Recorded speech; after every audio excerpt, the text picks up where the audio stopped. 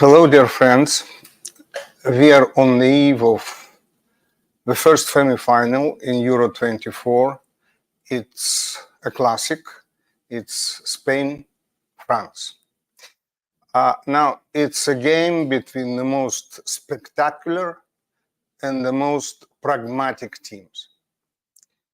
There are statistical indications. Most of them are in favor of Spain. Let's take such an indicator as total big chances.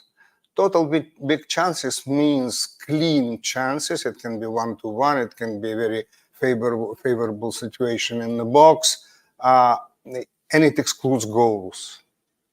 So in those total big chances, in the 5 games that Spain played, it created 21 of those. 21. And France, 11. Feel the difference? So, despite the fact that Didier Deschamps, the national team coach of France, was continuously experimenting in every game, by the way, different attacking formations, the result was more or less the same. I think we can attribute part of it to Mbappe. Mbappe is playing with a mask. Mbappe is not in the greatest form. He came to the European Championship with already a back pain, as Didier Deschamps says. And this mask is already, I think, the last game was the 5th model they created for him, and he still doesn't feel comfortable. I mean, he feels he has 50% vision. He has sweat just flowing into his eyes. Well, 50% of Mbappe, let's say, and that's of course a big advantage to your adversary. But what is curious? Curious is, let's say, see the last game, the quarterfinal that Spain played against Germany. There, the total chances in total big chances was 4-5 in favor of Germany.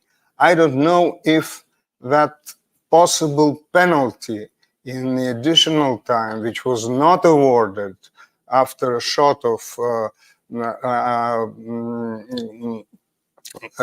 Musala into the hand, no doubt about it, of Cucurella. But of course, that episode could have changed everything. But why I'm saying 4-5, because that's the only game in which Spain created less total big chances than less big chances than the opponent, Germany in this case. Now, what can I say about Anthony Taylor, the referee which did not give a penalty? Now, I always respected him very much. I mean, he refereed the most important games in the Premier League. He refereed very many, very important games in the European football and in World Championships. But in this case, I must say that he didn't show character. I mean, if you remember, at the beginning, when the video assistant appeared, there was a continuous debate among the referees. You know, who is the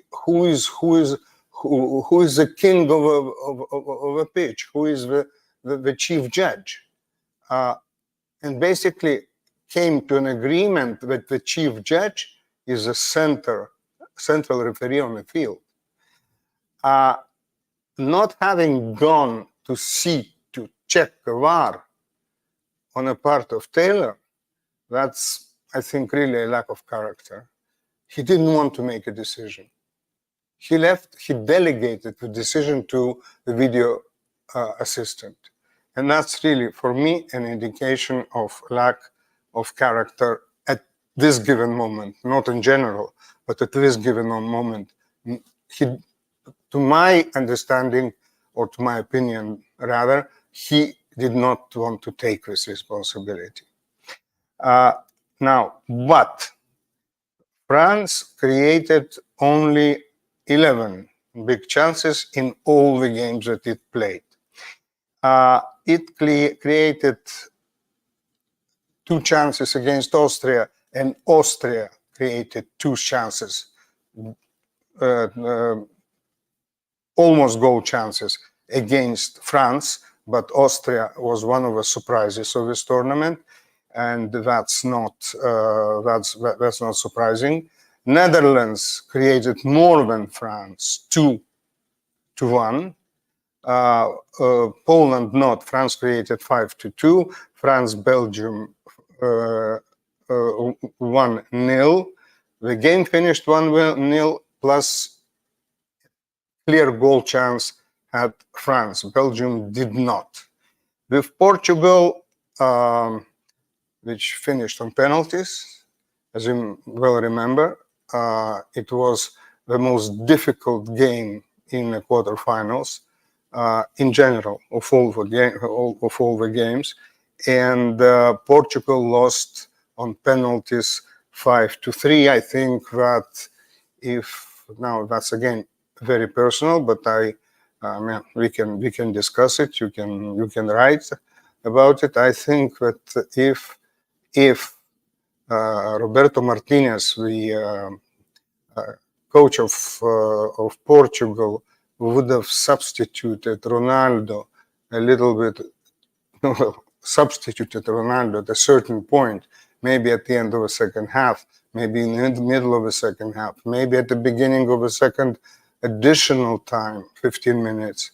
I understand that Ronaldo is a penalty scorer, and that's important, but France was also without its main penalty scorer, Mbappe, who had already left the field. So I think that Ronaldo played a rather negative role in this game. I'm not saying that he's responsible. You lose, it's a team. You win, it's a team. But we expected much more from him. I mean, he did not show any leadership qualities in that game, not at all. So now I think we can go to what is the most important thing. Yeah. By the way, one thing in favor of France. France allowed 1 goal against it in all the 6 matches. Just 1 goal. And it was scored on penalty by the Polish striker Robert Lewandowski, a very well-known football player. In other matches, France did not. France did not allow its goal be violated. As far as Spain is concerned, they did not in the group phase, but in a knockout phase, they conceded a goal to Georgia, and they conceded a goal to Germany. And coming back to Anthony Taylor's decision, they may have considered 2. So basically, France has an hermetic defense. It's very, very strong. We can have a look at France's, let's take a look at what this morning Gazzetta dello Sport, the Italian leading sports newspaper, gave as probable lineups. So let's start from Spain, because Spain misses 2 defensive players. like Simon is in a goal. That's okay. It always has been like that. Cucurella is playing on the left. Laporte is playing, but Lenormand and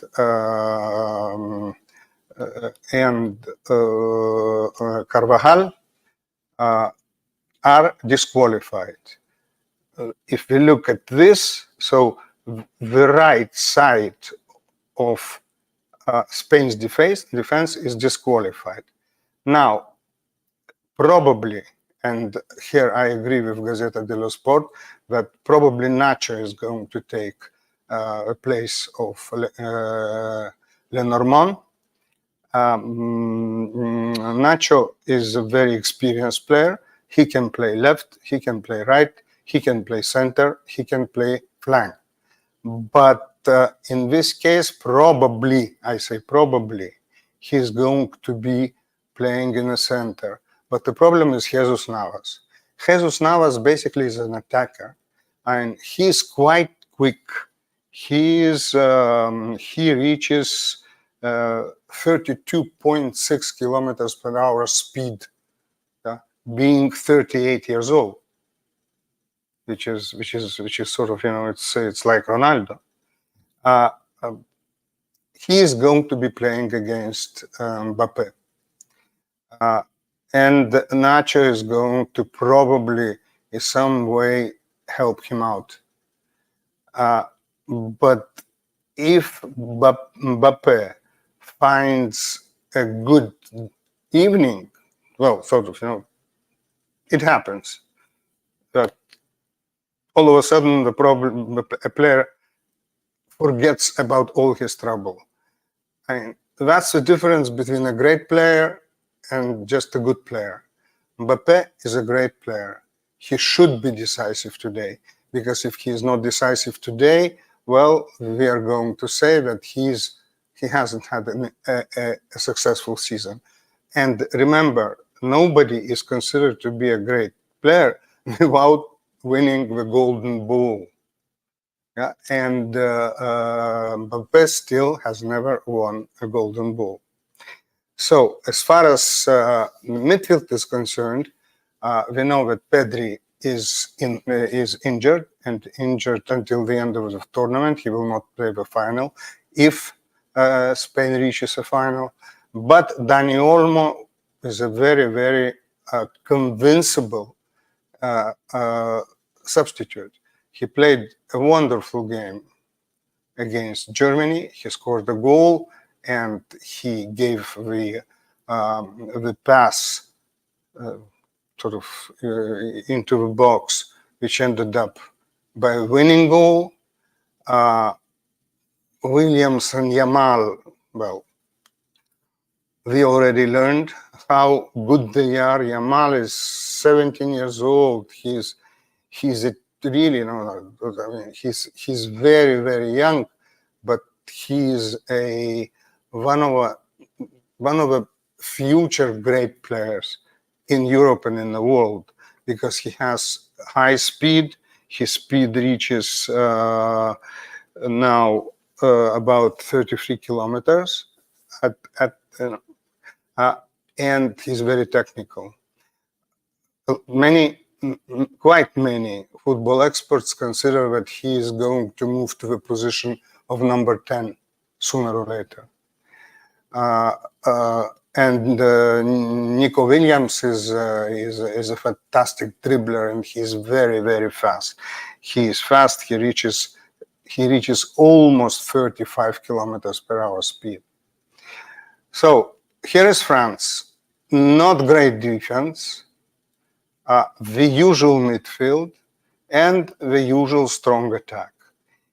Are they going to be spectacular as usual? Well, what Luis de la Fuente said during the pre-match interview, he said that, well, we'll try to be spectacular, but the main game, obviously, in the semi-final is a victory. Now we get to France. Now, France does not have any injuries. France has no disqualification. So Koundé, Saliba, Upamecano, Hernandez are going to play in defense. Let's remember that Koundé basically is a central defender, but he's also very quick, and he is probably going to play against Dembele. Dembele, I personally am not crazy about him because his game is very predictable. Either he goes deep into the flank and crosses, and usually it's a blind cross. It's good, bad, it's bad. It's a blind cross. He doesn't see whom he crosses to. Or he moves to the center and shoots. And sometimes it's okay. Sometimes, most of the times, it's a miss. Now, I've rarely seen Dembele do a couple of dribbles and give a goal-scoring pass into the box. If he'll do it today, well, we'll change I'll change my mind. Now, Kolo Muani is going to play in the center, and Mbappe on the left. Well, about Mbappe, we said everything. Kolo Muani scored a very important goal for France.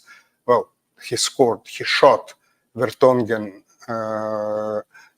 from the ball ricocheted from Vertonghen into the goal in a match against Belgium. It basically was an own goal, but still it was him who shot, and it was a very good shot, and he turned around himself and he shot it very, very well.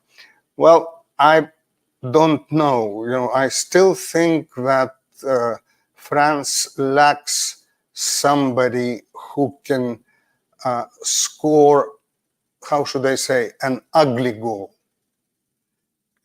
A center forward is a good center forward when he can score ugly goals. Just, put a foot, do something with his body. It can look very unaesthetic, but it's very efficient. And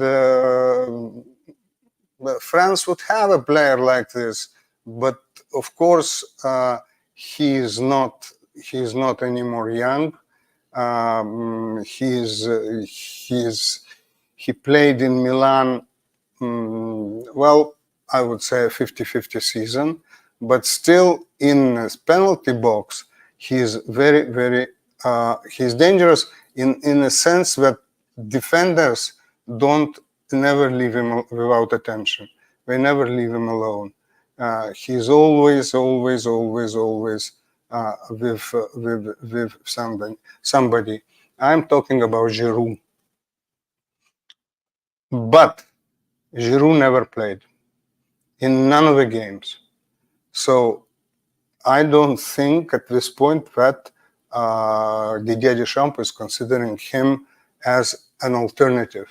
And maybe if France will be losing, or it will come to additional time, but at this point I don't see Deschamps playing Giroud, though it might be not a bad idea. As you see, from the lineup of France is excluded Antoine Griezmann, because Didier Deschamps considers him a little bit out of form. But the fact is that Deschamps was a player in all these games, the last one not very successfully, who was linking the midfield and attack. He was gluing it. And the attack of France depended on how Griezmann plays. Today you don't have such a player, but you have a midfield in France, Rabiot, Tchouaméni, and Kanté, because Rabiot is coming back after disqualification, they are absolutely suited to to break up this very dangerous Spanish triangle in the midfield. Fabian Ruiz, Rodri, and Dani Olmo a little bit in front. Dani Olmo scores. Dani Olmo is in a very good shape, in a very good form, and I think he'll substitute Pedri quite well. I don't know if it will be for 90 minutes, but I think that he'll substitute him very well. This lineups. I mean, most of the newspapers I had a look at Evening Standard in England. I had a look at Equipe in France. I had a look at La Marca in Spain. More or less, journalists are giving this kind of formation of lineup. So, in conclusion, France, it is very difficult to score against France, but for France, it's very difficult to score against the opponent. Spain scores easier, but allows goals. And today's defense, which is 50% new, let's say, even if Luis de la Fuente in the game against Albania, the last group game, which didn't count at all for Spain, he tried all of the other 10 field players, new ones, and still Spain won 1-0. So basically, all of his players, we have some, as they say, minutes in their legs. So they're ready, theoretically. So what else can I say? As far as probabilities are concerned, it's very difficult to say when two such teams play.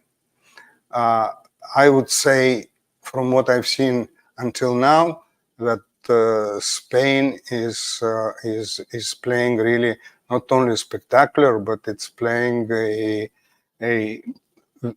difficult kind of football for any opponent. Because they're fast, because their transition is very good, because the game goes through Rodri and Fabian Ruiz, though Fabian Ruiz may also be not 100% fit because he left the field in the last game against Germany. He left limping, but I think it's not a muscular injury, so I think he should be fine. But everybody is giving preference to France, to Spain, sorry. You know what? I don't know. I'll maybe take a different side. I think that one game France has to play well. At least one. It may lose, but it has to play well. And one more statistical detail. Spain is the only European team that in the European Championship, in the final stage, won 6 times in a row. 5 times in a row. 5 times in a row. 3 games in a group and 2 knockout games. 5 games in a row. If they win the 6th one, well, it's going to be a record. And if they win a 7th one, it's going to be almost an unreachable record. So I say France, but Spain is very likely to win. How about that? Is it clear? Okay. Thank you a lot for your attention, and see you tomorrow.